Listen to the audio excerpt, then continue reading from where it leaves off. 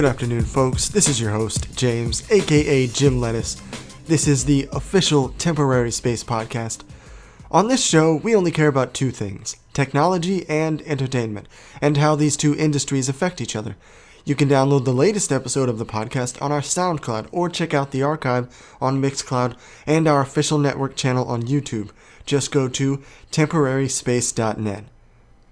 Now, as usual, I will go over a list of topics based on information I find on the internet, and I will touch on the industry trends that I see, and I will make predictions based on those trends. Then, after a short break, we'll have our guest. Today's guest is Gretchen Young. Stay tuned.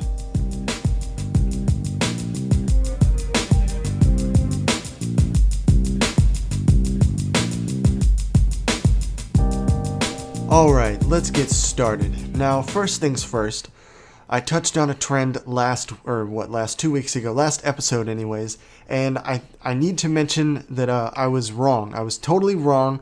I was talking about modular phones, how they're the future, and I still think they are, but the LG G5, they sucked. It failed. It didn't really fail, but it failed enough for me to mention that this trend isn't really going as the way I said it was. I was thinking, it's going to be all a big deal, but the Google modular phone, it's still not out yet. The link in my description is a video where this guy talks about it, but they tried to implement a multi-camera thing, like on the front-facing camera is normal for your selfie or whatever, but the back camera, there was two cameras. There's one that was it's like a wide angle, and then the other one is a more narrow angle, and then it uses software to stitch it together, and honestly, it just seems like a lot of trouble. It seems like it's not really going to work that well. It's unnecessary. There's only one other phone that did that. I can't even think of the name, but they basically had like 5 or 6 cameras on the front, and it was a gimmick. Nobody used it. And, as much as I hate to use Apple as an example, but Apple, they're not putting 2 cameras on their phones like that. They're putting one on the front, one on the back. That's it.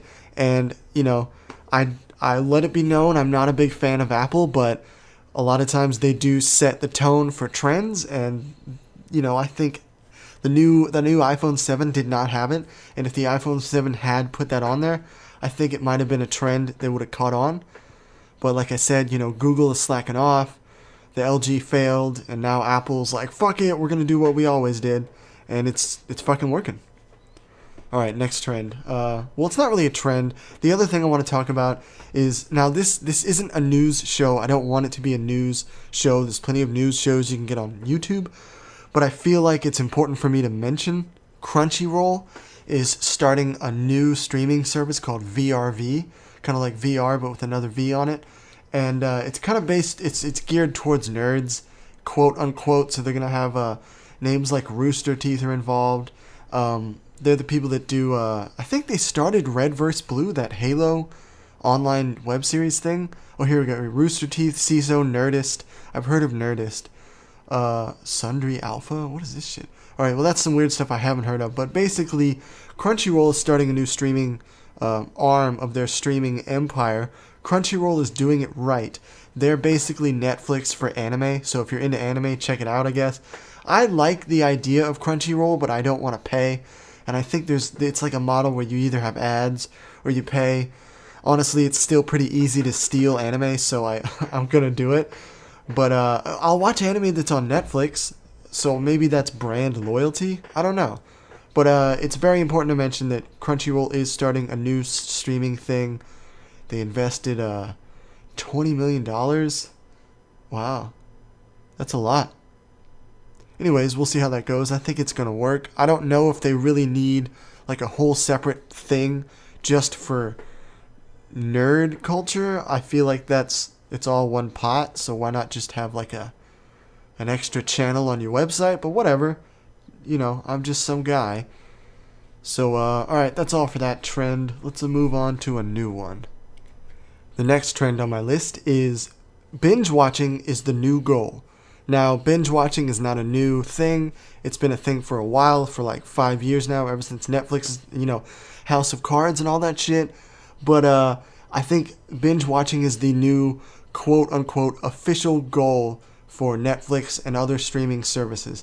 Now you'd say, hey, isn't binge watching always the goal? I don't know if it was. I think for a while the goal was just to get people to sign up as a subscriber and pay your $10 a month, like just get on it. They would have all these kinds of acquisitions of third-party movies. Right now I'm kind of talking about Netflix mostly, but like that was what they were trying to do. But now I think they're understanding that binge watching isn't just this phenomenon that happens with things like House of Cards. It's a thing that you really want. Binge watching, it's like when they have a movie and it's a family movie where you get like the whole family instead of just one or two people, like with a rom-com. 4 tickets is more money than 2 tickets.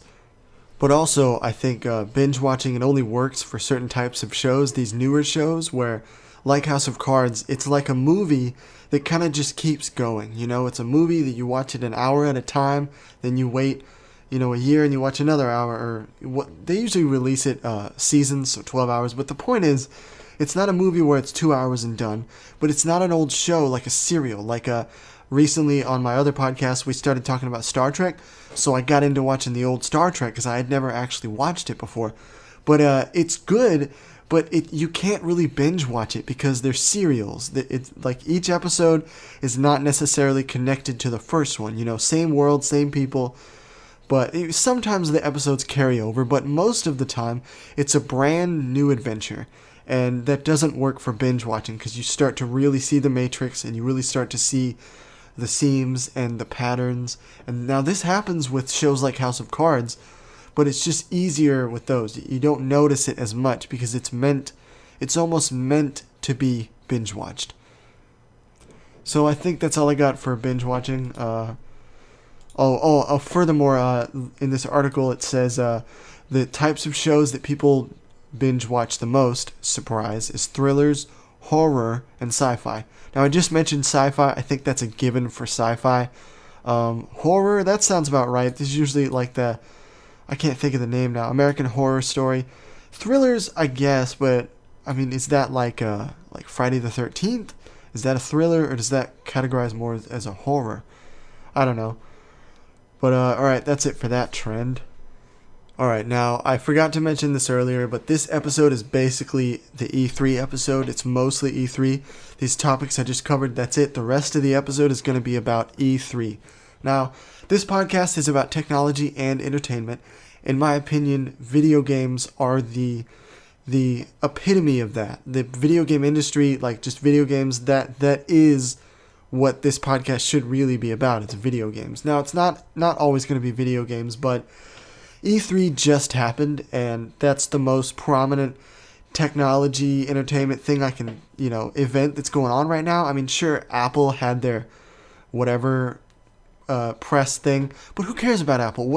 I can tell you what happened right now. I didn't even have to watch it. Let me guess.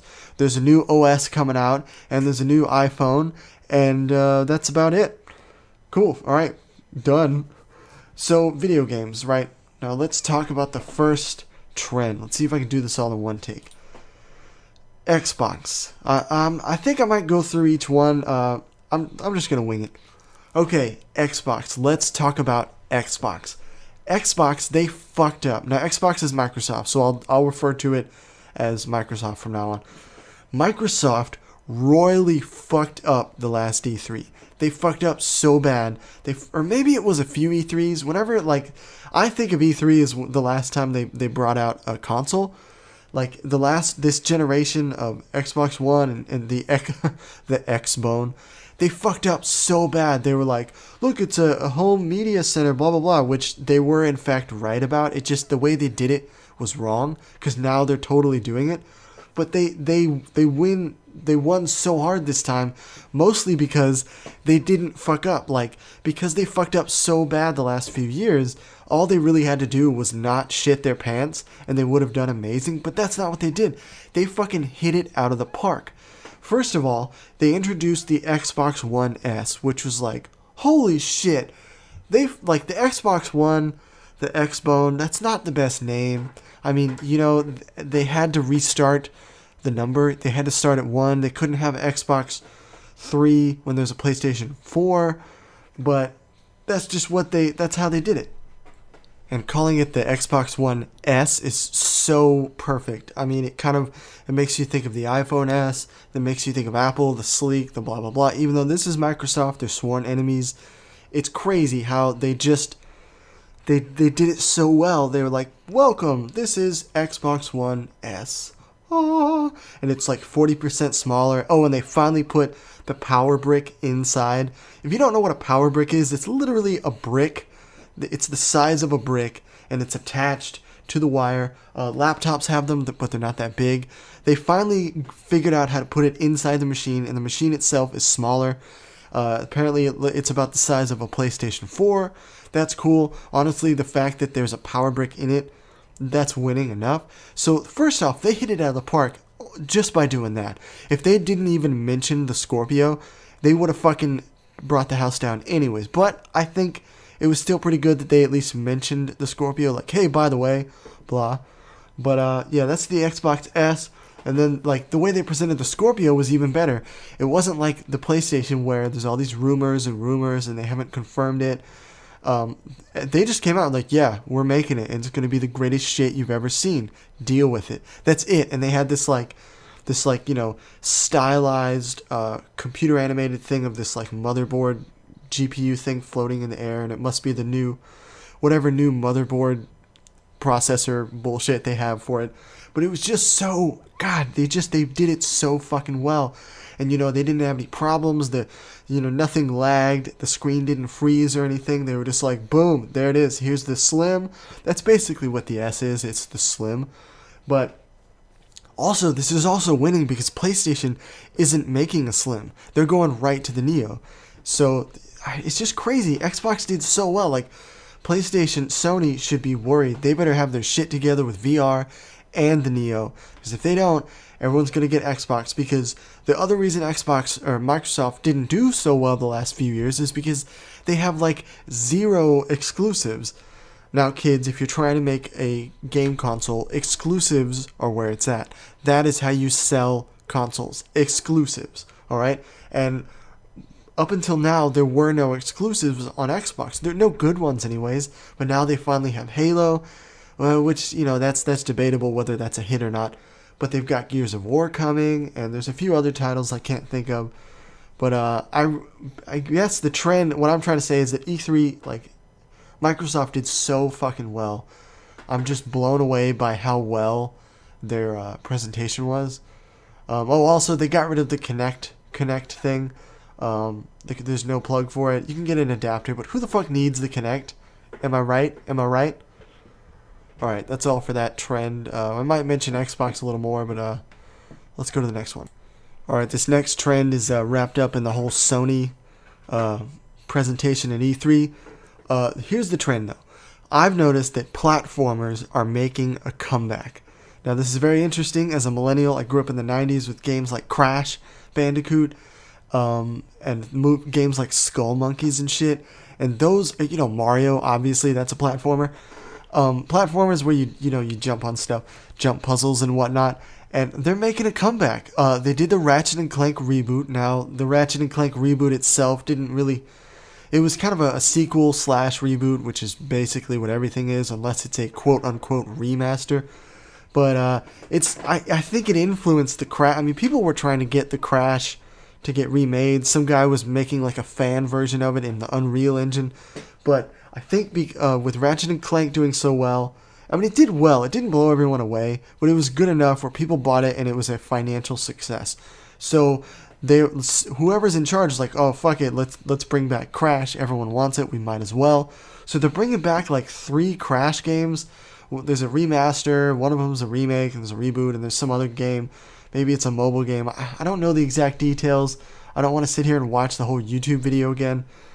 But the main trend is that platformers are coming back. I think it kind of depends on how well Crash does. If Crash doesn't do well, I mean, it's a reboot, I mean, that's why they redo stuff. It's guaranteed to do a relevant amount of success, unless you completely just shit your pants and do it totally wrong, which they still might.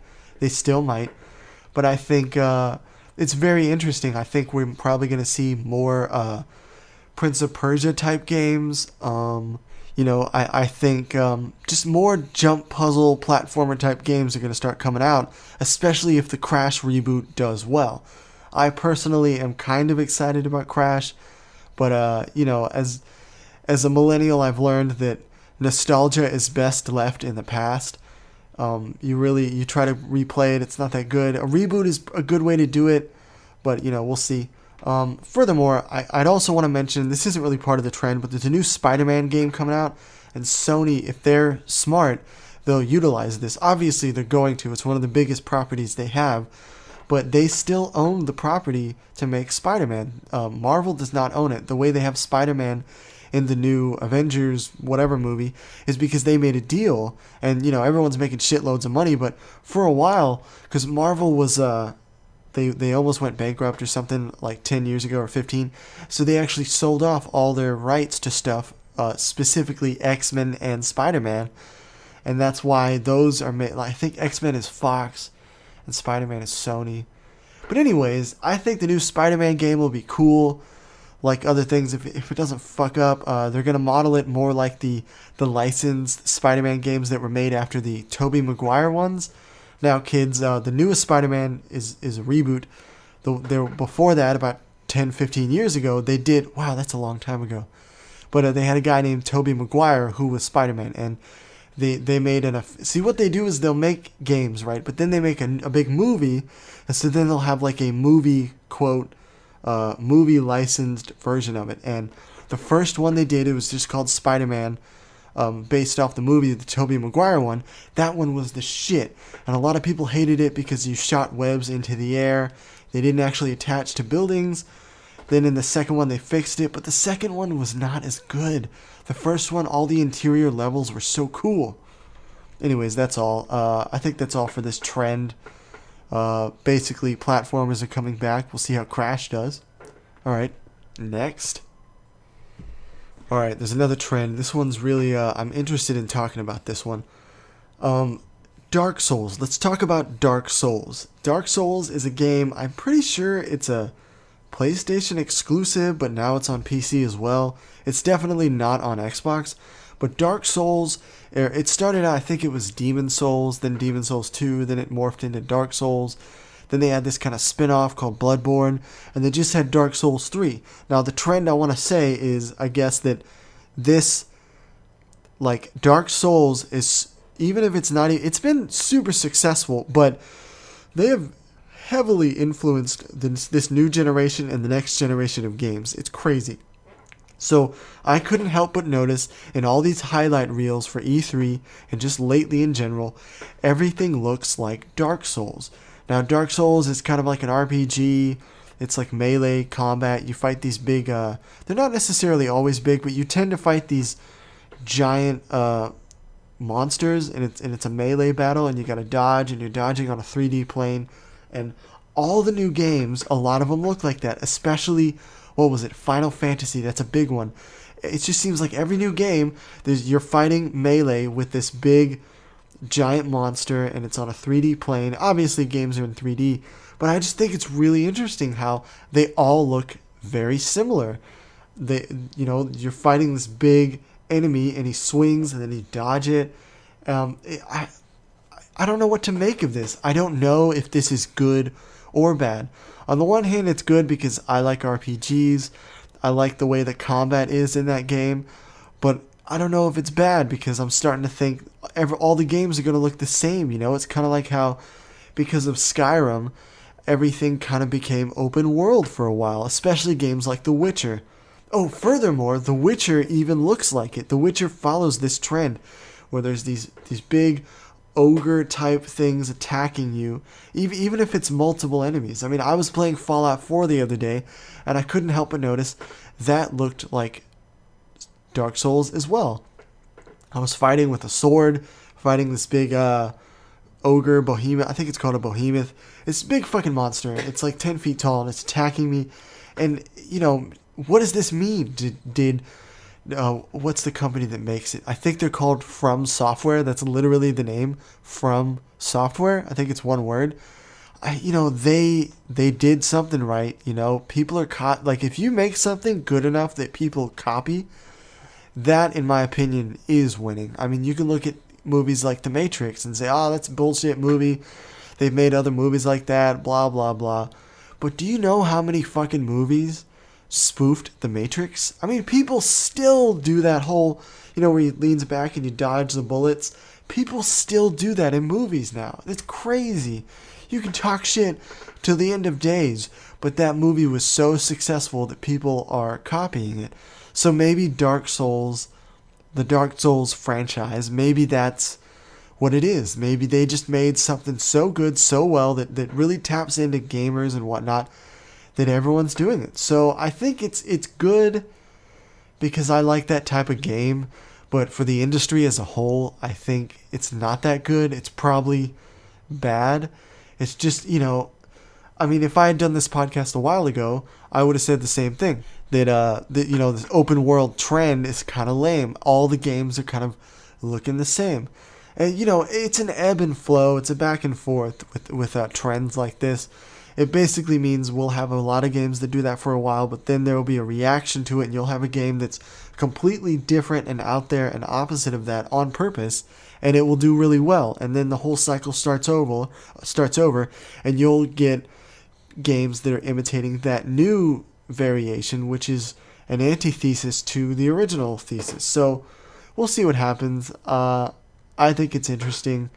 I still don't really play Dark Souls. It's too hard for me. I prefer the dumbed down, easy version of it, which is Skyrim, basically. So we'll see where that goes. Let's talk about the next trend. Alright, now I cannot mention E3 without mentioning Nintendo. Nintendo has been dropping the ball for the entire generation, but I think right now Nintendo is kind of like that little brother or the little cousin who's really smart and talented, and he's going to come up with some crazy awesome shit, but he can't get his shit together. He keeps fucking up. And let's talk for a second about the Nintendo Wii U. Now, first off, the Nintendo Wii, everyone thinks of the Wii probably, you think of Super Nintendo or the 64, that's what I grew up with. I never did play Nintendo though. We had Super Nintendo, but I never had a Nintendo. But so they were always winning, right? But then PlayStation was always big, and then Xbox showed up, and Nintendo kind of fell off for a minute. But then they changed the game. They changed everything by blowing everyone out of the water with the Nintendo Wii. Now, if you don't know what the Wii is, it's actually kind of old. It was their last system before the Wii U, and it was such a financial success. This was when what was this, last generation? It's not this one, it's the one before. So that means it was PlayStation 3 and Xbox, what was it, 2? I guess they called it the 360, so the Xbox 360. This was a crazy time because that last generation, I don't know what the year was, but this was when quote unquote gaming became quote mainstream. Games were always a thing, but they were kind of this this marginal market, this side market. But then when that generation came out, it became a big deal. It became mainstream. Things like E3 and Comic-Con. I think part of it has to do with the fact that there were comic book movies coming out and shit like that. They were becoming big. This was before the Avengers and all that stuff, but Spider-Man was going strong, and X-Men was going strong. So it kind of makes sense, but it's a very tumultuous and crazy time when, PlayStation, which was always okay, they were fucking up so bad. The PlayStation 3, it was way overpriced. The shit was like $700 when it came out. Like most consoles, there were no exclusives, no good ones anyways, just those shitty exclusives that are basically like a demo game, and it's not good enough to buy, so they sell it in a bundle because no one's going to buy it on their own. But that's what the last generation was. It was PlayStation royally fucking up, and then the 360 had their own problems. They were, it was their, their sophomore entry, like when you're a musical artist and you have your second album, that one, it's harder for that one to do well because there's this expectation after the first one. Unless your first one totally sucks, in which case, it's kind of like Microsoft this year. All they had to do was not shit their pants. But basically, Microsoft in this generation, or the last generation with the 360, they had the red ring of death. That was a big shot in their gut. They really fucked up. I think the reason it happened is because PlayStation 3 was such a it was such a gorilla in the room that they were like, fuck, quick, get it out, push it out. And they pushed it out without properly testing it and whatever. And they had a red ring of death. Now, it wasn't all the consoles, obviously. It was a certain percentage, but it was mine. It was mine. One of mine did it.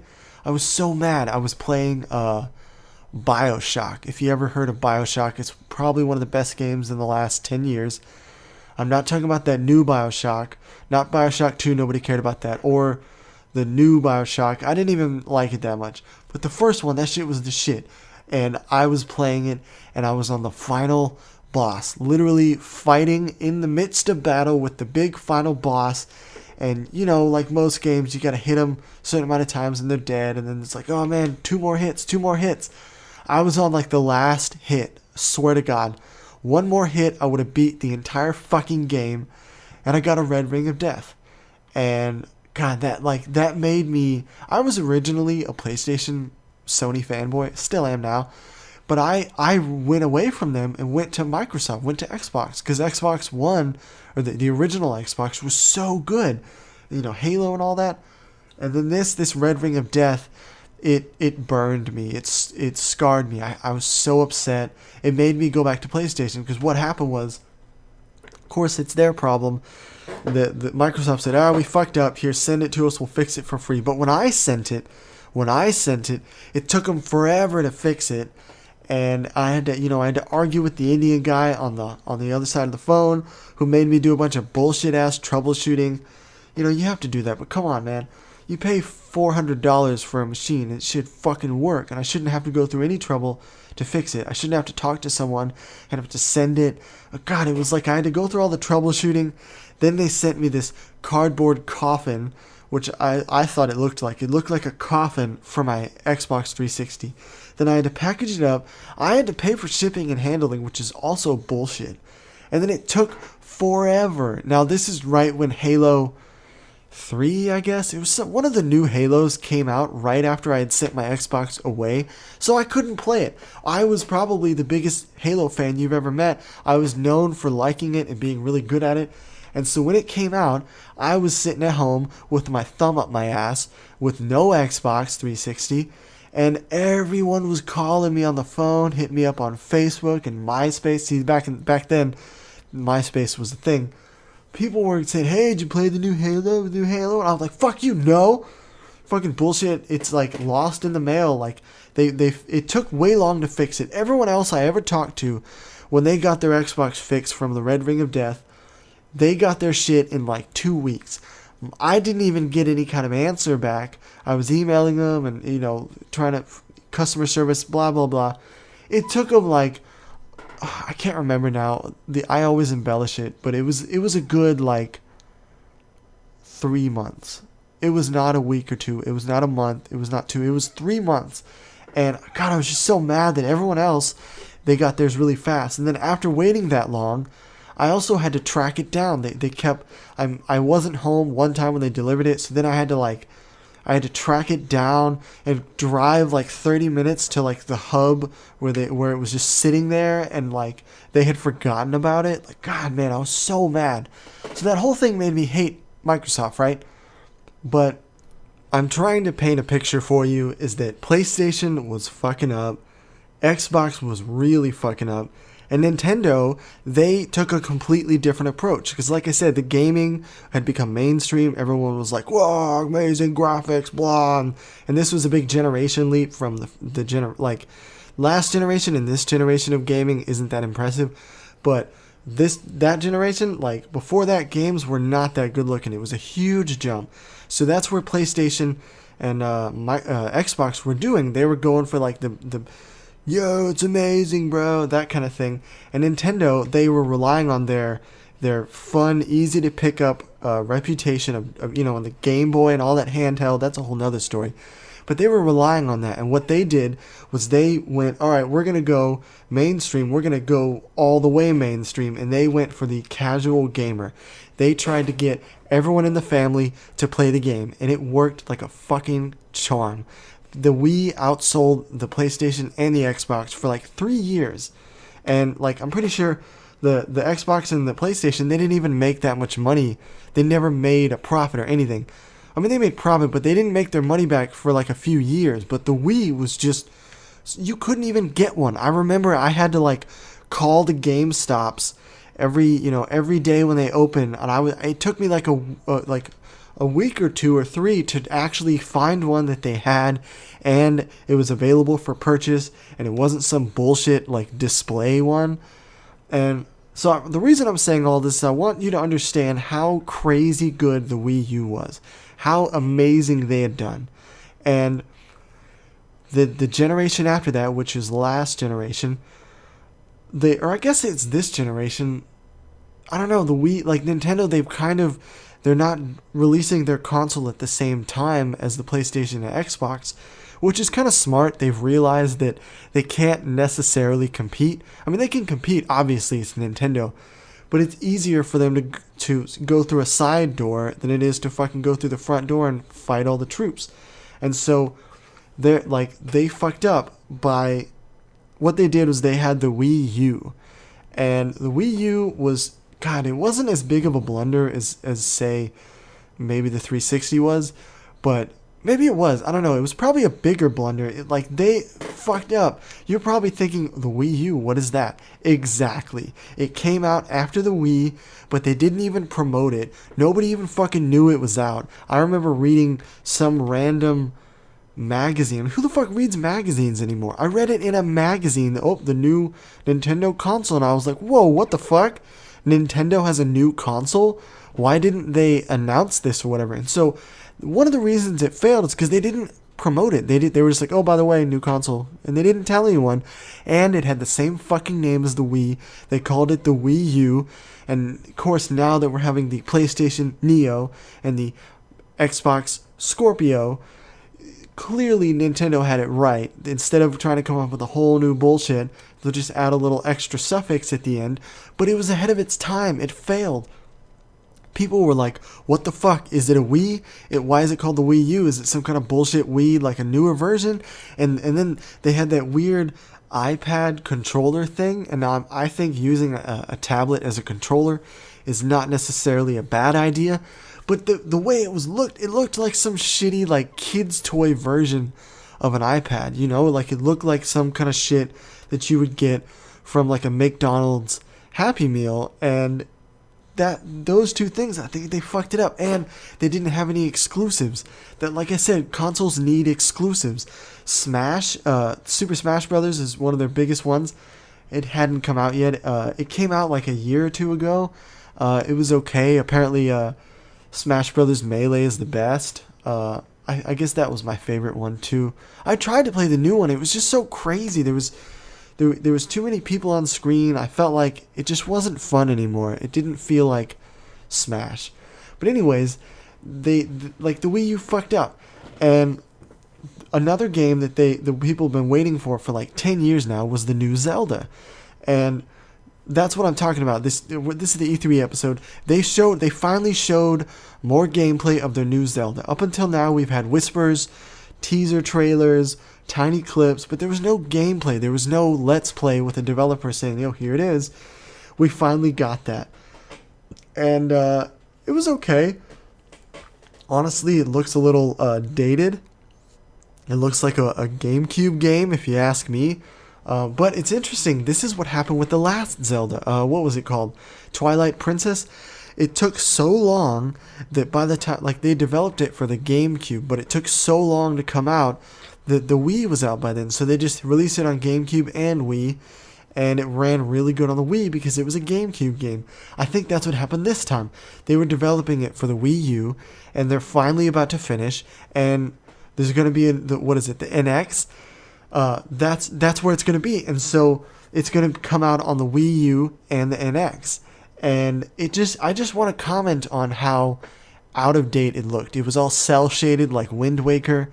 And, cell shading's cool as a stylistic choice, but a lot of times people do cell shading because it's a cheap way to do it. Borderlands does the same thing. If you can cell shade it, you don't have to come up with a bunch of crazy textures. You just, there's shaders and textures on it, but it's not like you're doing Crysis or something, or The Witcher, you know what I mean? So, the question in this trend is, did Nintendo fail? I don't know. I think they kind of did, because they didn't show off the NX, and they showed off, what is it called? Let me see if I can find the name of it. It's called, Breath of the Wild. That's a good name. It makes me want to play it. It's open world. But really, that's all I have to mention for Nintendo is Zelda. That's it. So now that I'm thinking about it, I think they did fail. They failed because they didn't even talk about the NX. They could have at least done what Sony did, where Sony was like, look, we're going to have the Neo, but it's not going to be at E3. Sorry. That's better than just not saying anything about it. Fuck. So I think Nintendo failed. I think Twilight Princess, Breath of the Wild, if it's good enough, people will like it. But what else is there for Nintendo right now? Can you name? I don't know if I can name anything. Mario Maker, and whatever the new Smash is. Is that it? Is that it? That's all. Shit, Nintendo, y'all better step it up. The NX, come on. Everyone knows the NX is going to be crap.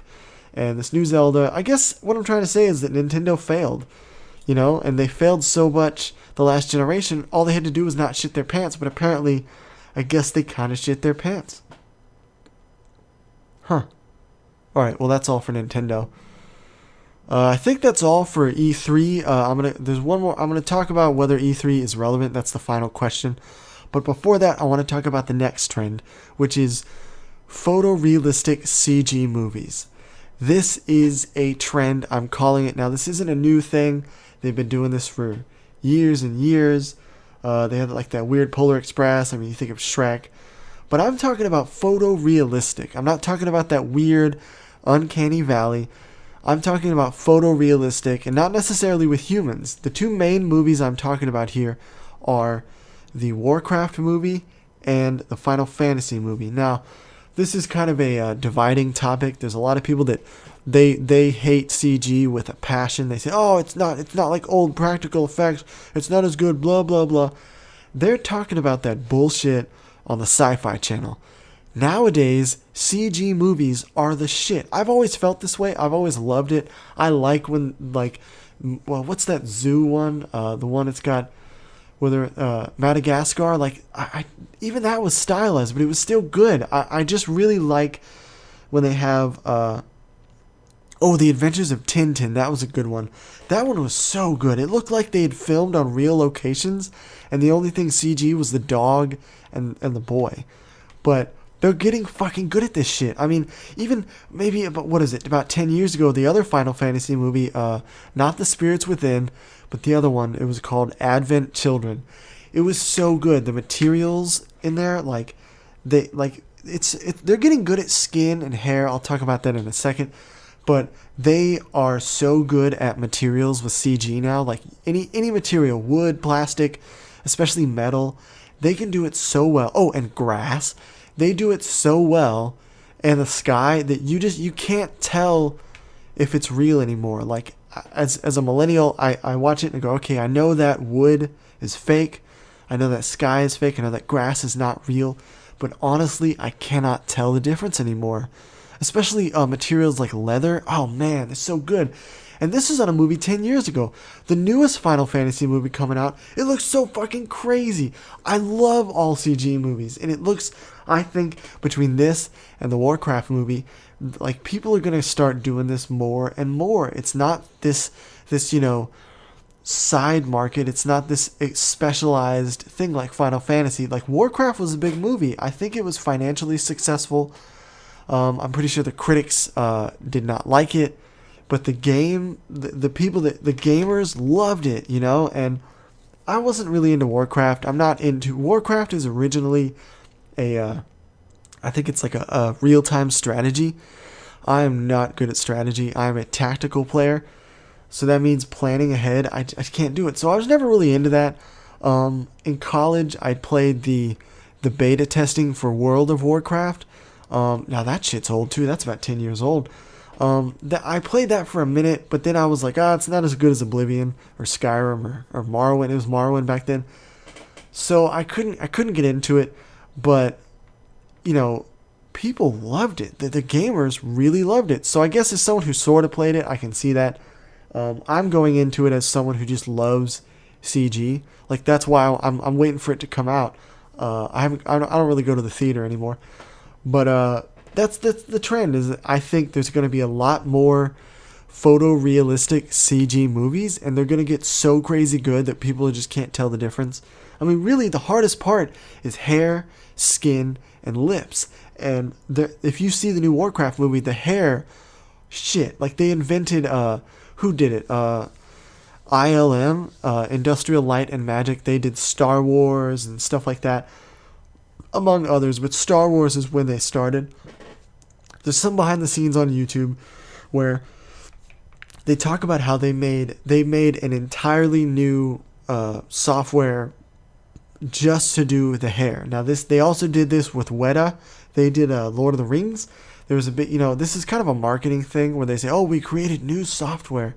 There's some truth to it, but it's really a marketing thing. They probably would have made it anyways, but they made it for this movie just because this is the one they need it for, and so it's very interesting.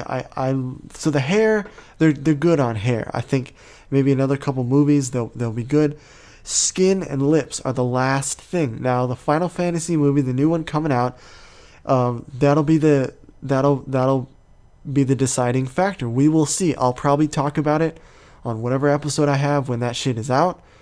But also I want to mention how the Final Fantasy, this is a video game episode anyways. They're promoting this Final Fantasy so well. They got the reboot, remaster thing. That's kind of a reboot, but it's kind of a new reimagining. That's on its own thing. Then they have the new Final Fantasy, which is, I think they're on 15, which actually looks cool. It's more Kingdom Hearts style. It's more hack and slash. It's not turn-based. I'm not really good at turn-based. As I said earlier, strategy is not my strong suit. But they have a cross-promotion with the movie and the game. And this isn't a new thing, but it's nice when games do it right. Ratchet and Clank tried it. Didn't really work because the movie was so bad. But I think this Final Fantasy movie will be so enjoyable that it will promote the game and it won't hurt their campaign. Alright, I think that's it for the photorealistic trend. Getting towards the end. Gonna have our guest on soon. But let's talk about E3 as a whole. This is the E3 episode. So my final trend is a question. Is E3 relevant?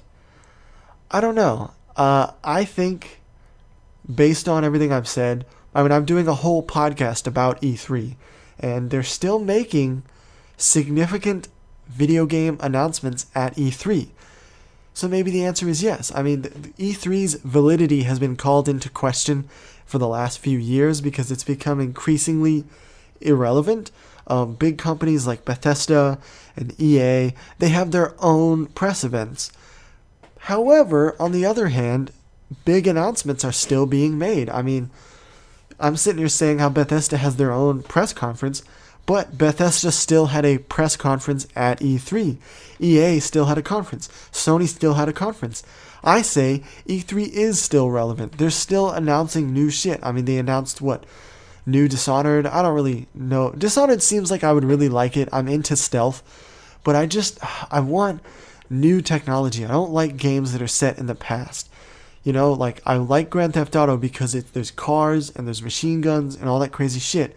I like Fallout because there's actual guns and stuff. There's technology and electricity. It makes you wonder, why do I like Skyrim? I think just, wizards and shit. That's why. But I digress. E3, I think it is relevant. I think people still go. But also, though, it's like E3 doesn't know what E3 is.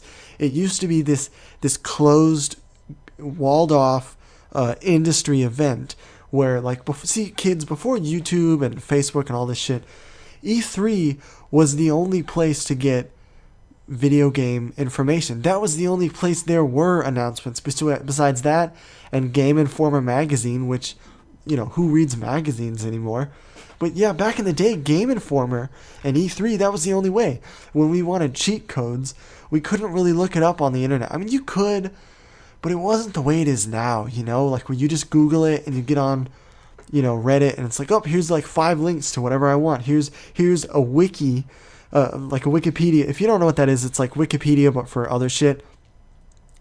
Like, people make wikis for games. Like, that's a thing. Back in the day, it was either Game Informer, E3, or you had to go to like Cheat Code Central, and we couldn't really print it. We could print it, but it would use up so much ink, so we would just get a pencil and write down all the codes. And that's how people did it back then. And, I think E3 is slightly less relevant than it was, but it's still relevant. They're still making legitimate industry announcements at E3. So, yes, the answer is yes, E3 is relevant. Well, I think I covered most of the trends. Stay tuned. We're going to have a short musical interlude. Then we're going to have our first guest, Gretchen Young. She's an actress/model who's an actor in one of my web series. That's how I know her. And we're trying to promote it. So that's part of the reason she's a guest on here. Also, she's a working, kind of person in Dallas. That's also what I'm trying to promote with this podcast. So please check it out. And we'll be back in a moment.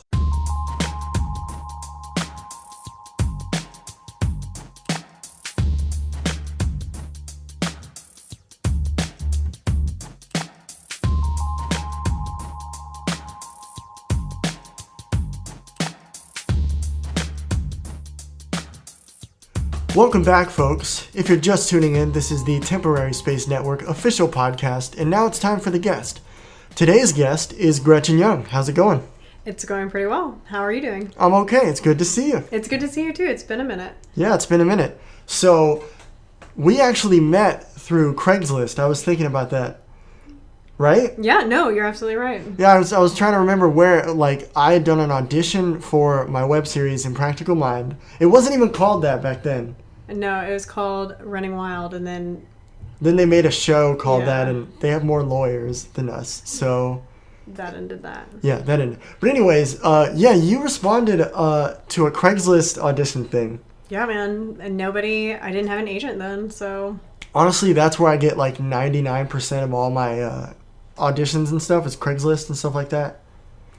I've definitely done some of those. For sure. Yeah, it was interesting. It was the first time I let people send in video entries, over YouTube. I think it's what we did. You made a YouTube unlisted. Yeah, that's right. I did. Yeah, and I'd never done that for an audition before, but I think I'm going to do that for every audition after this. You should. Oh my gosh, the power of email video is where it's at. Yeah. Well, it was on YouTube, wasn't it? You emailed me a link. I think that's how I did it. Oh, yeah, I did do that. But just video in general is a huge way of communicating right now. Mm-hmm. All that Skype and whatnot. A lot of times, if you can just see, if they could see in your first message, the whole reason they have to see you a lot of the time is just see what you're like. Mm-hmm. You know what I mean? And if you can express it in a video, I bet I would be surprised if that would be all that some people needed to see. You know? Mm-hmm. Saving everyone involved time. So what happened was I casted you as the second lead in the series. Basically it's like, I don't even know how to pitch it at this point. I should. There's 2 episodes already done. You can go to our studios channel to check that out. It's the blue one. But you were cast as the second lead. You were going to play Friend Girl, or you still do. There's a 3rd episode coming. Yes. I feel like I'm always going to be a little bit of a friend girl. You know, I'm always friend girl. Well, actually, originally, the friend girl character was supposed to be this superhero. That makes sense. Right? And it was supposed to be oh, there goes friend girl. There was going to be a theme song, and you were going to have a video intro every time you showed up. That sounds actually something I've always wanted to have in my real life, so that would have been so funny. But, we didn't have enough money. And, eventually. And it kind of morphed into this, dark film noir thing, actually. I think so too, actually. Yeah, it's interesting. Because, like, see, the first episode, you're in it, but you're, like, in the background, right? Mm-hmm. We shot a party scene. That's sweet, Jane Fonda, if you end up watching it. Oh, yeah, it was a Jane Fonda. But anyways, so what happened was you were just the actress, but right after that, the whole, like, my whole crew kind of disappeared overnight. Mm-hmm. And somehow you had mentioned that you wanted to be a producer, right? Yes. You, like, mentioned it on the way out of that shoot, because I had met you, like, once before that day. Uh-huh. And so then that's when at some point I was trying to finish it and I needed more crew. So that's kind of when I asked you to help be a producer. I do remember that. I'm glad that happened. I'm glad I asked. So that was your first, this was your first, it wasn't your first, like, film project though, right? You know, I think it was. Was it really? Yeah, I mean, I had done maybe two 24-hour film races, you know. Okay. You hadn't acted in a short or anything like that before? Oh, no, I mean, yeah, this was my first time to really do anything, not just acting. Mm-hmm. I mean, I haven't done much. Like, I think that they were all just student-related stuff. Okay. I did some commercial type stuff, but... Well, that's where I'm kind of leading towards, because I want to ask you about modeling in the fashion industry, because I know you're also a model. Yes. You're what I like to call a model/actor. Yeah, it's more like /model now. Is it? Yeah, I mean... Not as much acting?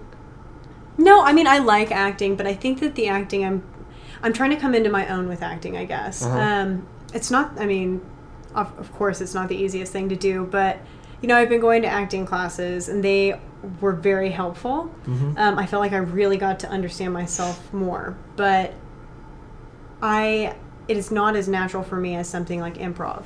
So like making it up on the spot or, you know, doing a little bit of like comedy.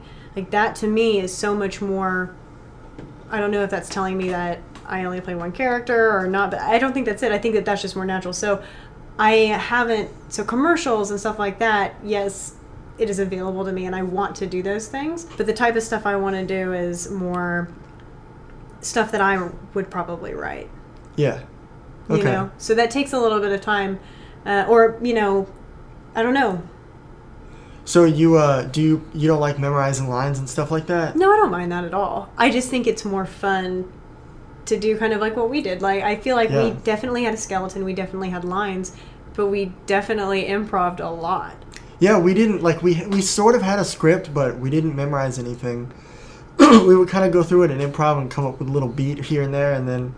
Right, that's how and then it kind of turns into something wonderful. Like I think that had we just stuck to this script, I don't think it would have been near as funny, at least to us, you know. Yeah. And isn't that the whole thing? Like, if I'm not, why would we ever do any of this if we weren't having a blast? You know. It was pretty fun. As the director, it's usually very stressful.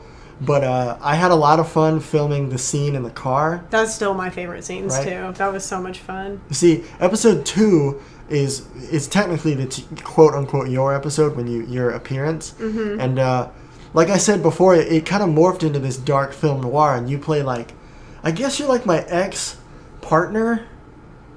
That's what I was going for, like ex-partner. Like we have a history, but it's a long time ago. Yeah, like ex-best friend, but I made you do something. Well, I don't want to say too much.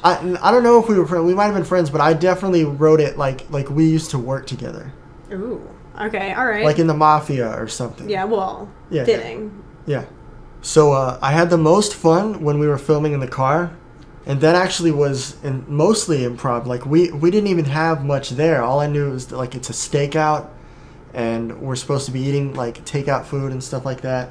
Yeah. I feel like the only thing we did was we just knew that we had to fill this much amount of time, and we had to be on a stakeout, and we had to be eating Chinese food, because that's what you do on a stakeout. Well, that's what they do in the movies anyway. That's what I was going for, very like cinematic kind of thing. Which I think is kind of funny. I feel like that's not the only time you did that in the web series.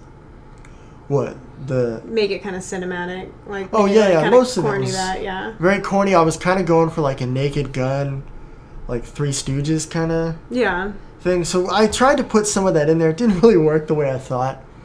But, okay, so you spoke about comedy earlier. You do, and you like improv. You go to the Dallas Improv, right? Yeah, Dallas Comedy House. And you did like the classes, and you went through. Yes, I did all of the levels. I graduated from the Improv program. Awesome. So how many levels are there? 5 8-week courses. Okay, and it's like once a week. Mm-hmm. That's pretty cool. And so you prefer improv. Would you ever want to do... See, I don't know. Improv is awesome, but the whole live part of it... You just have to get over it. I mean, but that's part of anything. The live Well, no, part of anything. not like I'm shy. I mean, like, you can't edit. You can't fix it. You can't change the audio later, you know? Yeah, but that's pretty freeing. Yeah, it's very scary, but like going ahead and just...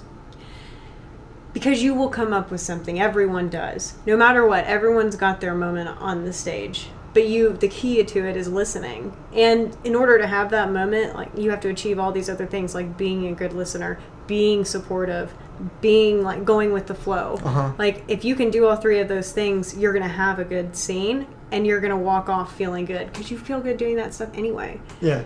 So I think that it's just something... People always are like, I can't, I could never do that. And I'm like, well, that attitude, of course. So would you ever do like...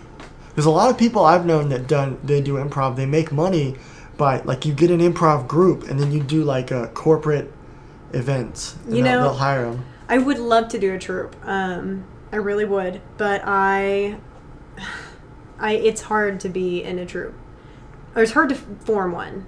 It's like forming a band or something. Yeah, I mean, they're people you've got to play well together. You have to. I also don't go and hang out there. I go to the jams, but I go to the jams and I go home because I've got to get up early, And I don't hang out up there as much as I should. And I'm also kind of, shy sometimes, but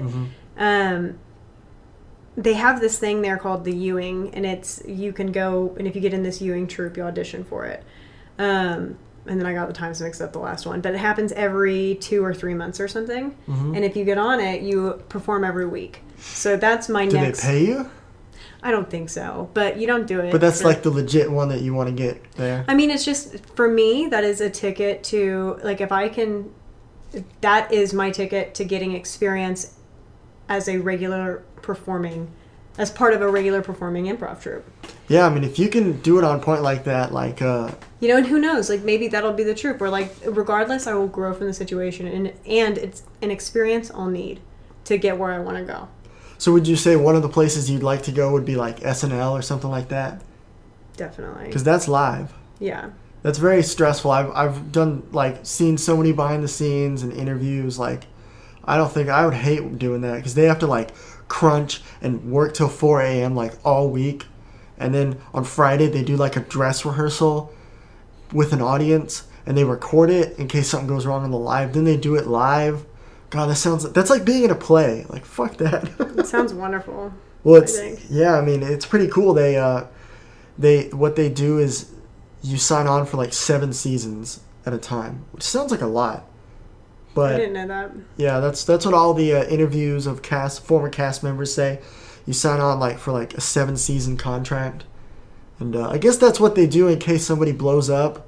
That they can hold on to them, because it maybe just takes a while. Because you know what I mean. That's job security too. You have to give up everything for that. Yeah, job security. Mm-hmm. I mean, honestly, I think that sounds fantastic that they do that. I would love for someone like that to do that. You know what I mean? And they still have time off to do movies, because they film like a regular TV show. So there's like an off season at some point. Yeah. I don't know the exact schedule, but me either. But yeah. So yeah, I'd definitely love to do that. Okay, so you like comedy, but you're not originally from Dallas, are you? No, I'm from Tulsa, Oklahoma. Okay, when did you come to Dallas? It'll be 3 years in July. Okay, so you came to Dallas right before we met. Yeah. Oh, okay. I thought you lived in Dallas for a while for some reason. No, I just knew this is what I wanted to do, and I was just hustling, just trying to figure it out. Well, I mean, you got on my show, so it's clearly working out for you. Clearly. So I was going to ask how you got into comedy. I mean, were you always interested, or did you do plays in high school? How did you get to doing this kind of stuff? Well, I never really thought about it, but thinking back when I was little, I noticed that every single time I got nervous, I would just start cracking jokes. Mm-hmm. And so I think that like this isn't too unnatural for me to do, I guess. But not this past December, but the December before, I was just failing at everything. I didn't get into the grad school that I wanted. I wasn't working as a model that much anymore. I was just working a serving job, and there was nothing wrong with that, but I just was trying to make all these things work, and I knew I was capable, but it just wasn't happening. So I basically took a really hard look at myself and said, just try to figure out what it was, and pretty much every single failure that I had that was really impactful stemmed from low self-esteem or doubting myself or something. So like I would just completely ignore my gut feeling because I was too self-conscious to do it, and I would fail. And it was just kind of, different variations of that. So I just, realized that I needed to get some confidence, and I needed to do it quickly. And what was something that always scared me? Stand-up comedy. All right, if I do 10 open mics this year, I'll be 10 times more confident. And it worked. And about number 7, I knew I was going to keep doing it. Yeah, talk about stand-up. You do stand-up, right? Yeah, I do. I do stand-up. But I have yet to see you do stand-up, It's okay. Though. It's hard because I don't really have a show. I've done 3 shows, but... right now it's just open mics, and open mics are 3 to 4 minutes on a Tuesday or Wednesday or Thursday. Don't you have to go like real early? Yeah, it's like you basically like sign up on Facebook, and then you have to go there at like 7 or 8 and see where you are on the list, and you could be anywhere from 8 o'clock to like 1:30 in the morning. So it's hard to tell people, yeah, come see me, because it's 3 minutes anytime between that time frame. God. You know what I mean? On a Tuesday, Wednesday, or Thursday. But I will say, when I finally have a show at a decent hour in Dallas, I got everyone and their mom's gonna know. But open mics, it's just kind of hard. And I kind of just view them as practice anyway. I don't know if anyone would really be that impressed with my open mics. Yeah? Yeah. Well, I don't know. I can't judge. I haven't seen it yet. No, I know. All right. So, we talked about modeling and fashion and all that. So, like, you've done print ads, right? Yeah. I feel like I've seen your print ads at some point. Yeah. But you've done commercials, right? Like, have you done, what kind of were they? Were they like, were you holding a product or what? Yeah, I do a lot of, I've done several, industrial type things, like internal communication videos or... cool. So, yeah, there's that. Or I worked for a suit company, and they did an instructional video on how to measure. So I had no lines, but Oh, so you were like... Yeah, that's exactly what it was like. Cool. This is where to measure, but... So yeah, I do a lot of stuff like that. So which one do you like better? You like filmmaking type stuff or commercials? Or also like you've done fashion shows, like you walk the catwalk too, right? Mm-hmm. So out of those 3, like which one do you like better? Probably the best one is production type, like short sketches or like web series, like something that probably something like that, followed by commercial acting, followed by the runway. I have fun doing all 3, though. I just want to put that. I love all 3. Does it intertwine that much? I mean, like, have you ever been on... Like, some commercials are kind of like a little movie. You know what I mean? Yeah. Or is it mostly... Have you learned that commercials, it's like... corporate, get the shot, we're done. There's not much improv. Oh, yeah. There's not... No, I wouldn't say that... No, I've never really had a whole... Aside from, like, maybe, like, the way my body moves while I'm doing something, like, there's not much improv. Like, it's either lines or no lines. But, I mean, I guess, I'm improving with how I'm moving, so... Uh-huh. I know I just contradicted myself, but... I mean, I guess physically, yeah, there's some improv, but on these, like, more corporate type things, it's not very line improv. So, it seems like if you're trying to do acting, commercialing, the kind of job that one would want is like the Old Spice ads, right? Oh my gosh! Isn't that like that's like the holy grail of doing ads? Because it's like he's a movie star, but he's not. He doesn't have to memorize all these crazy lines or anything. No, national commercials where it's at. I mean, I think that would just be so much fun because you would. I mean, eventually the improv would. You would be able to be your own with it because you would be a character, not just for one day, but several times, you know? Yeah. And each time you do a character, you do it better. Yeah. I mean, just because you know it better.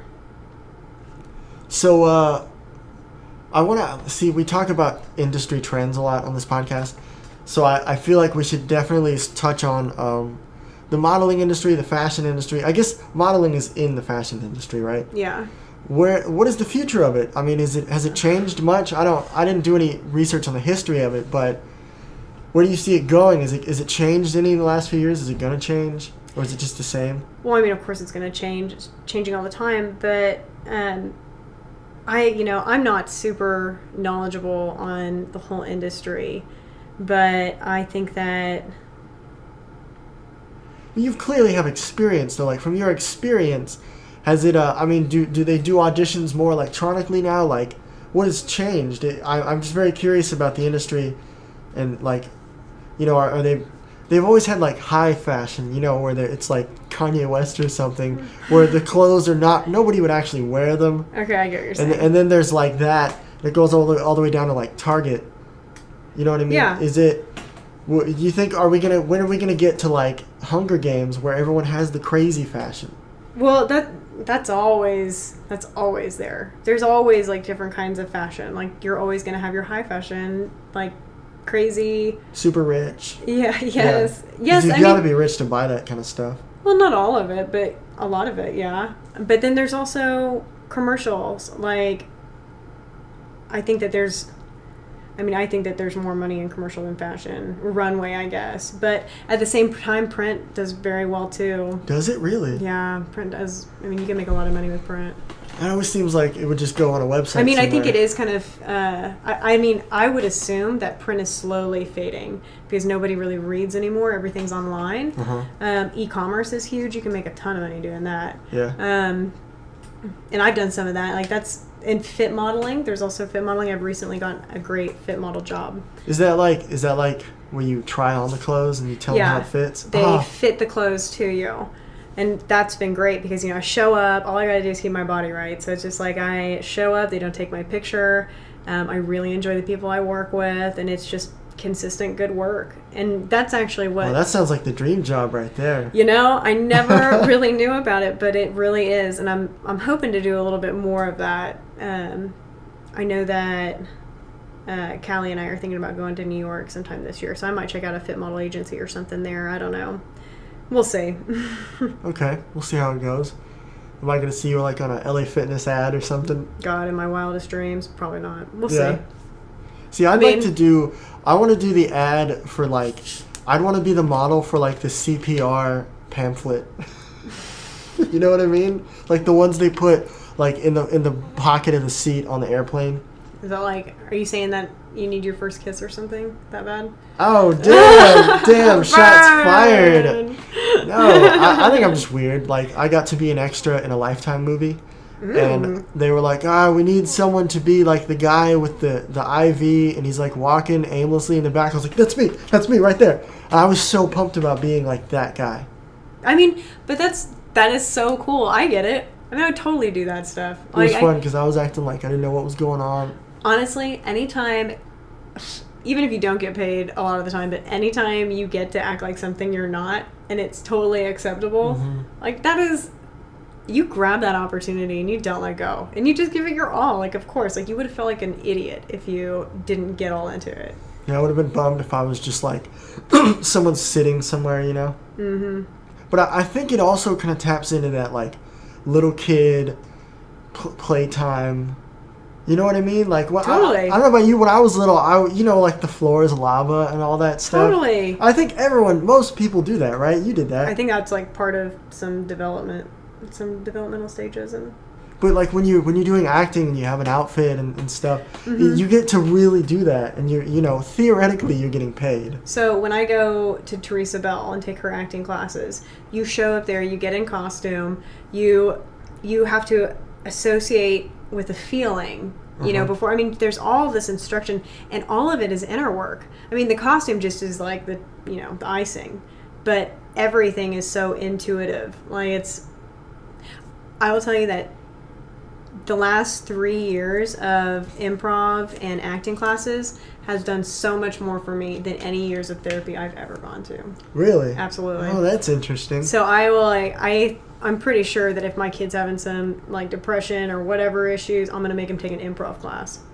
I think there's some truth to that. There's always a bit of some kind of like self-therapy going on, especially in comedy. Yes. You know, like, totally. especially with comedians. There's you have to be careful though, because you can really break yourself down, and it's so easy. It is so easy. I totally see how alcoholism is a thing in comedy. Mm-hmm. Like I felt it. I feel like sometimes, but I just, what was the question? Shoot, I lost my track. Oh, we're talking about how there's insecurity involved and kind of self-therapy when comedians are kind of this, because I think of myself as a comedy person, and I feel that there's this element of like, please accept me, you know what I mean? I mean, it's really freeing to lay your shit bare.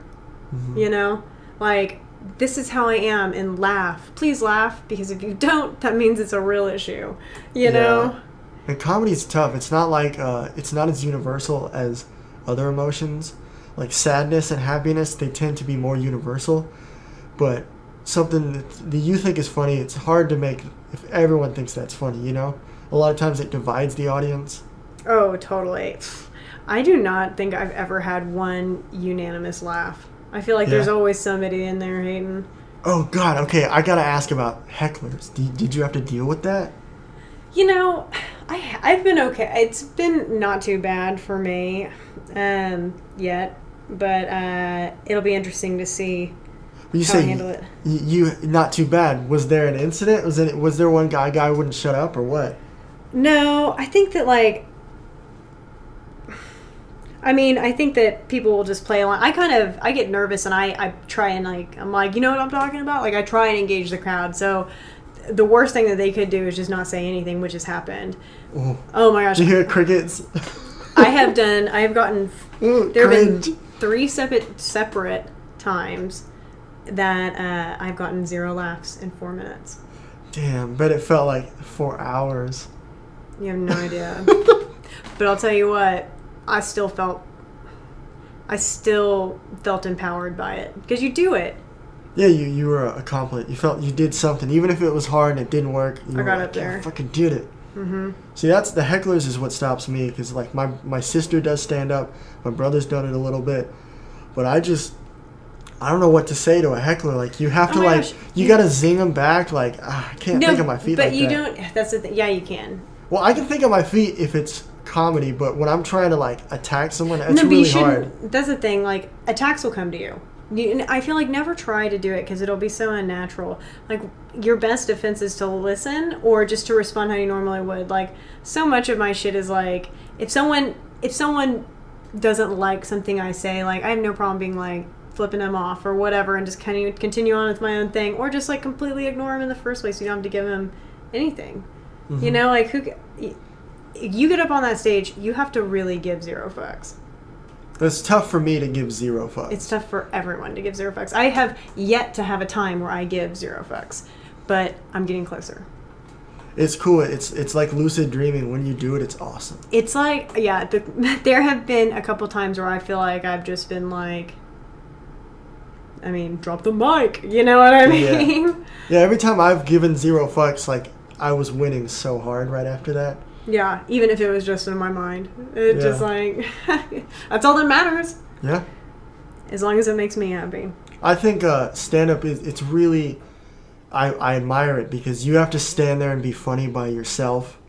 I have trouble with that. I'm funnier if I'm bouncing off people, but stand-up, like, it's you. You're it. You know? Yeah, I agree. It's hard. I'm not gonna lie and say it's easy at all, because I still struggle with it so much. And I hope I gain success, but it's not such a bad thing that it's tough. Nothing good comes easy, I guess. Yeah, there's something about the human condition. We need struggle, otherwise, like, there's beauty in the struggle, and like, what was it? Beauty in the struggle and pain in the success, or like ugly in the success. Yeah, that's why you hear about super rich people that are like so depressed, because what do you really do with your life when anything you want, whatever you need and want is done? Well, that's how you judge a man. Is it? One of the ways. Like, who are the, like, money involved or not involved? Like, I mean, I definitely have people in my life that money hasn't changed them at all, but I have more people in my life that it has. Yeah. Sometimes for the better, sometimes for the worse, but they've changed. Well, Chris, then you get into, like, what's the point? What, are you doing it to get money? What's your real motivation here? I think that's probably a numbers decision. Yeah. I don't think Maybe it's not. inherently evil though to try to do it for money. I think a lot of people No. that, like, especially actors, they tend to get on their bandstand and be like, I'm doing it for the art, but a lot of it's like, yeah, I want to make money. Well, everyone, you have to have money to, of course, like, I mean, some people, yeah, money doesn't really mean that much to them, but money does mean a lot to me. I take a lot of, it's hard for me to not judge my worth, not anyone else's, but my own worth it's hard for me to not make that assumption off of how much money I make. Like, I don't really ever make that about anyone else, but that's my internal battle. You know, money matters. So is there a certain number, like, that you're trying to get to, and you'll be like, all right, I've succeeded? Infinity. Good answer. That's a Yeah. good rapper answer. I know. Well, inner Going self. to the top. Yeah. All the way up. For sure. I love that song. What song? And I'm all the way up. Oh, yeah, it's a good one. Yeah, I love that song. So I want to ask you about those real high. We're kind of bouncing back and forth. Very good. But I like those fashion ads where it's like, I think Gucci does it a lot, where it's kind of a short, but it's more like this. It's almost like a movie that would be an installation at a museum. You know, like, it's not a music video. I think James Franco did like one. a fashion video. Yeah. Yeah, where it's not a music video. It's not really a commercial, but it's like this concept video. Yeah. I think those are cool. They are cool. Very cool. What do you think about that stuff? Is that something, like, people in the fashion industry, that, because I would imagine Gucci ads and stuff. No, I think that's a big thing, doing fashion Yeah. videos. I think it's a really popular thing to do. I think it's, I mean, I don't really know a whole bunch about film, but it doesn't look easy. Yeah. But, I mean, they are very entertaining to watch. Does it ever bother you that people are, like, muscling in? Because, like, when I was in high school, I did theater and all that, and we would do the musical, but we were just actors, and, like, we would do the musical, though, because they would do one per year, and all, like, the choir kids would show up, and we'd be like, fuck those kids, because they were, like, so good at singing, they already had, like, a one-up on us. Mm-hmm. Even though because it was, like, singing was more important. Do you, like... Well, you're an actor / model. My question is, like, do models ever get pissed off when, like, some actor shows up and gets a good modeling gig? Like, fuck that guy. He's cheating. I think that just kind of depends on what kind of person you are. I think that I have found that a lot of models are afraid to do acting. Yeah. I mean, I don't know. I feel like it doesn't necessarily bother me. I mean, when it comes down to it, everyone's competition. So it doesn't matter if you're a model, if you are a teacher, a fucking yoga coach, I don't even know, and unemployed. It doesn't matter. If you're there for the audition, like, you're there for the audition. You know what I mean? They're in the crosshairs. Yeah, exactly. They're in the crosshairs. There you go. But yeah, no, I think that a lot of people, I think if people are easily threatened, then yeah, I'm sure that's an issue. Okay. So, what is there anything you would like to do that you haven't done? Like, you really want to play an assassin in a movie or something, or like what? Oh my gosh! What's your many dream things. job? What are you trying to go for? I mean, there's so many dream jobs. Like, That's a shitty answer. Give me a I better know, which is like, and what? Let me think. Like, yeah, I would love to be I would love to be in a movie that required a lot of physical activity, like fight like scenes. stunt work? Yeah, like stunt works or fight scenes. I took a film fighting class, and that was so fun. Cool. Yeah, I mean, I would just love to do that, or any kind of physical activity. Like, I would just love to do it. But Yeah, it seems like a lot of fun. I always watch the behind the scenes of, like, Keanu Reeves doing all the training. Mm-hmm. But what do you think about I don't like how all the actors do stunts though. Like, would you do your own stunts? I mean, yeah, to an extent, I would do as many as I felt comfortable doing. Okay. See, I think it's a bad trend where all these actors are doing stunts. Because first of all, Why? the stunt people are having less jobs. I mean, clearly they still have stuntmen, but, like, they're not getting as much work when the actor's doing half of it. And I as a producer of movies and stuff, I cringe when I think like, God, if what's his name, Captain America, Chris Evans, like he breaks his ankle, they lost half a day now. But if the stuntman breaks his ankle, he's a stuntman. They'll probably have another one, or he's just a badass stuntman. He'll do it anyways. Yeah. Like when you watch Jackie Chan, of course Jackie Chan's an extreme example, but like 90% of his outtakes are him getting like serious life-changing injuries. Yeah, he's tough. Is that like I feel you on that, wanting to do the physical and like an action kind of. I mean, I wouldn't be doing anything. I want to do things that, like, I know that I can do. Like, I'm not going to put my life or really body in that much danger, but I'm pretty athletic, and I think that, I love doing obstacle courses. So it can't be that. I think I could do, like, a lot of the stuff. I'm not going to be a prima donna about it, all right? Well, it's just, it's not as safe as you think. Like, there's always stories on big mega budget movies where like somebody almost died, this and that, like that Johnny Depp movie where what was it, The Lone Ranger, the cowboy movie that nobody saw, where he's an Indian, I think so, he's Native American. There's an outtake from behind the scenes where he was like riding on a horse and the saddle broke. I don't know horse stuff, but like it broke and he slid under the horse and the horse stepped on his chest, and like that's like 3 inches away from his face. Like, your face gets fucked up. Holy shit, that would be terrible. Like, that's your moneymaker as a movie star. And that's so scary. Like, that kind of stuff happens all the time in movies. Yeah. I guess that's why I would be apprehensive to doing stunts and all that. Yeah. I get the idea of a stuntman. I feel like that would be, like, way easier to do. In the long run, it seems like the better idea, but I'm sure that some people are just idiots. I'm sure some people just insist. Well, they're just crazy. Like Tom Cruise, he's crazy in a good way. Like he strapped himself to a plane on the last Mission Impossible. Did you see it? No. Well, he like literally strapped himself to a plane, and he does his own stunts. So, see your face? You're making a face like, what the fuck? That's what I said. I was like, oh my god, do they really need him to do that? Well, honestly, if he fucking dies, then. Yeah, whatever, dude. But hopefully he signed away that for. Whatever. That's his decision. You have to And he's a producer, so he signs off on it as well. So I'm sure that, like, it's just you can only feel so bad for him if he knows he's taking a risk. Can you imagine the insurance policy on that? Would you want to do a Resident Evil movie? You could do that. I think so. Yeah. That could be dope. I don't know if I really want to watch one, but that sounds like something I would totally want to be in. You get a gun and like cool armor and stuff. Yeah. I used to love doing laser tag. I feel like it's probably the same thing. That's the same, sure. Same idea. Just more badass. Lots more fake blood and zombies. Yeah. I'm over zombies. Man, I've been having dreams about zombies the last like 3 nights. It's freaking me out. Uh-oh, it's a sign. You should do a Resident Evil movie. I'm down. All right, so I think we're getting close to the time. Are there any, we'll get to the, where to find you in a second. Are there any future projects that you feel comfortable mentioning that you're working on in the future?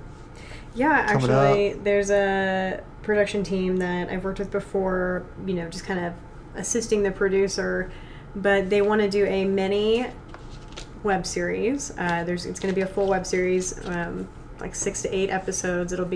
Each episode will be 1.5 to 3 minutes. I'm writing it. Or writing it with them, but it should be good. I'm not exactly sure when it'll be out, but I'm excited for that. And then, that's probably the only thing right now. Other than that, just kind of working on stand-up and writing as much as I can. Cool. Okay. I'd like to take this opportunity to mention there is another episode of our series coming out, which you are also in. Mm-hmm. It's the 3rd one, so that'll be cool. Now, so where can we find you? Where, if someone wants to, they're interested in hiring you as a model, they want to communicate with you, where can they find you online or what? You can go to my website. There's a couple places you can find me. You can go to my website, www.gretchenyoung.com. There's my modeling portfolio and, my contact. It's probably the easiest way to contact me. And then my Twitter and Instagram name is Gretchyo. It's kind of like J-Lo. It's Gretchyo. And that's, can't find me there, then there's a real problem. All right. Well, I think that's about it. I guess we'll wrap it up. Thank you for tuning in to the Temporary Space Network. I'm your host, Jim Lettuce. This is our lovely guest, Gretchen Young. Thank you for stopping by. We liked having you. Well, hopefully you can come back in another episode. Let us know what you're doing. Yeah, thank you so much for having me. I would love to. All right. I'm going to close up the show in a minute, but until then, enjoy this nice musical interlude.